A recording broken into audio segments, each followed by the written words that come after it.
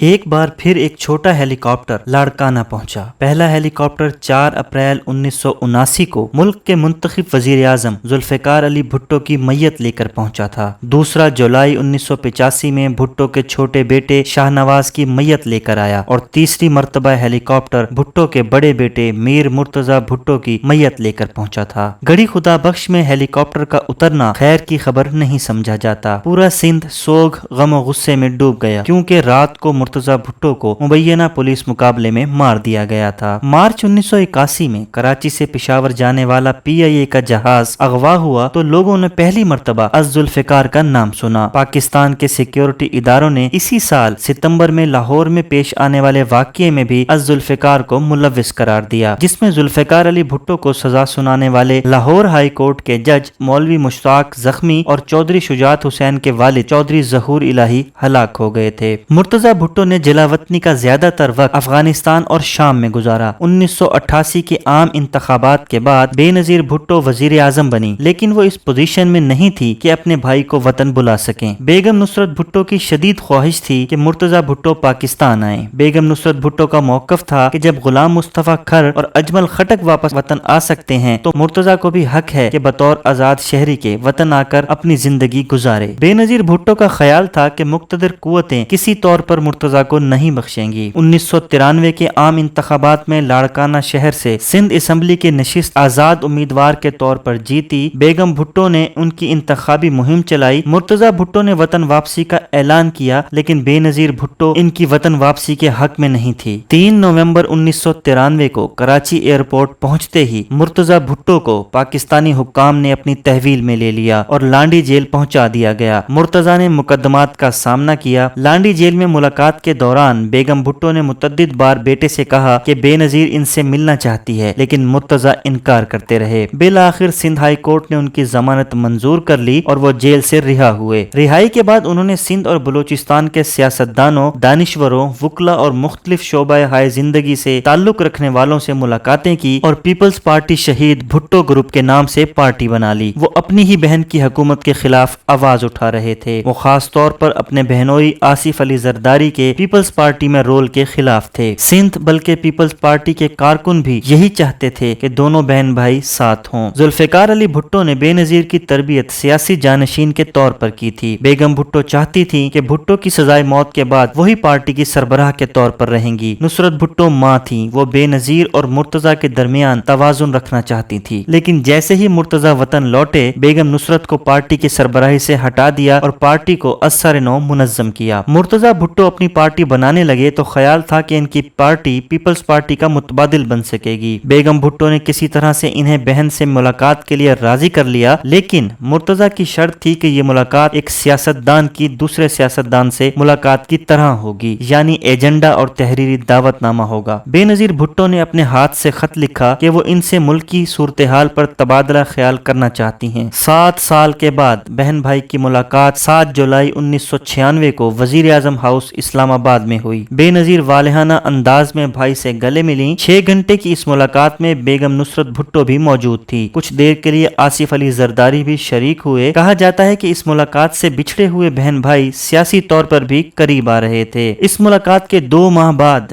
20 ستمبر 1996 کو مرتضی بھٹو کو ان کی رہائش گاہ 70 کلفٹن کے قریب ان کے 6 ساتھیوں سمیت مبینہ پولیس مقابلے میں قتل کر دیا گیا۔ پولیس کا کہنا تھا کہ وہ صرف مرتضی کے گارڈز کو غیر مسلح کرنا چاہتی تھی۔ مرتضی بھٹو کی گاڑی کو جانے کی اجازت دے دی تھی۔ لینڈ کروزر گاڑی میں سوار ان کے گن مین نے اندھا دھند فائرنگ شروع کر دی، جس میں ASP صدر، SHO کلفٹن اور ٹیکسی میں سوار ایک شخص زخمی ہو گئے۔ مرتضی کی گاڑی میں سوار دوسرے گارڈز نے بھی پولیس پر فائرنگ شروع کر دی۔ پولیس نے اپنے دفاع میں فائرنگ کی۔ 20-25 منٹ کے مقابلے کے بعد صورتحال پر قابو پا لیا گیا۔ مرتضی بھٹو کو کئی گولیاں لگیں، وہ شدید زخمی تھے۔ رپورٹس کے مطابق زخمی مرتضی 1 گھنٹے تک گاڑی میں تڑپتے رہے، جس کے بعد انہیں قریبی نجی اسپتال لے جایا گیا۔ مرتضی قتل کیس کی تحقیقات سپریم کورٹ کے جج جسٹس ناصر اسلم زاہد کی سربراہی میں عدالتی کمیٹی کمیشن اور اسکاٹ لینڈ کے جاسوسی ادارے نے بھی کی، لیکن قتل کا معمہ حل نہ ہو سکا۔ 3 دسمبر 2009 کو سیشن کورٹ کراچی نے مرتضی بھٹو کی قتل کیس میں شعیب سڈل، واجد دورانی، مسعود شریف، رائے طاہر سمیت 20 پولیس اہلکاروں کو بری کر دیا۔ عدالت نے مرتضی کے ساتھیوں کو بھی بری کر دیا۔ قتل کے واقعے کے 2 ماہ بعد ایک صحافی کو بے نظیر نے بتایا کہ مرتضی کے قتل کے بعد ایک وزیر اعظم کے سامنے کچھ اداروں کے اہلکاروں کی جانب سے غلط بیانی کی گئی۔ مرتضی کی ہلاکت پر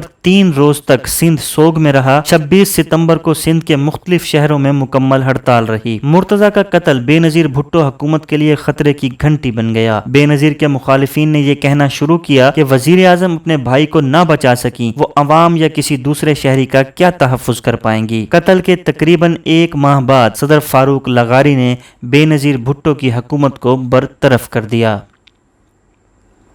اگر آپ کو ہماری ویڈیوز پسند آ رہی ہیں تو ہمارے چینل کو سبسکرائب کریں اور ویڈیوز کو لائک کریں۔